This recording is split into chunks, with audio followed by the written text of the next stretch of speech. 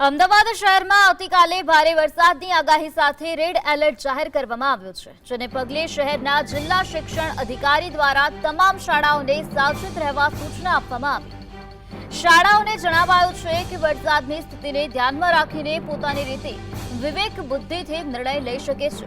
જો કોઈ વિસ્તારમાં ઓછા વરસાદમાં પણ પાણી ભરાવાની સ્થિતિ સર્જાય તો બાળકોની સલામતીને પ્રાથમિકતા આપીને જરૂરી પગલાં લેવાના રહેશે। કલેક્ટર અને મ્યુનિસિપલ કમિશનર દ્વારા કોઈ નવી સૂચના આપવામાં આવશે તો તે શાળાઓ સુધી પહોંચાડવામાં આવશે। શિક્ષણ વિભાગે જણાવ્યું છે કે તેઓ જિલ્લાના કંટ્રોલ રૂમ સાથે સતત સંપર્કમાં રહેશે અને વરસાદની સ્થિતિ પર નજર રાખશે।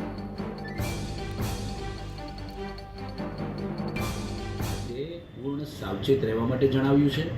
વધુમાં ખાસ જો વહીવટીતંત્ર દ્વારા માન્ય કલેક્ટર સાહેબશ્રી દ્વારા અથવા તો મ્યુનિસિપલ કમિશનર સાહેબશ્રી દ્વારા જ્યારે કોઈ સમગ્રતએ અમદાવાદ શહેરની તમામ શાળાઓ માટે સૂચના આપવામાં આવશે તો ચોક્કસ શાળાઓ સુધી પહોંચાડવામાં આવશે।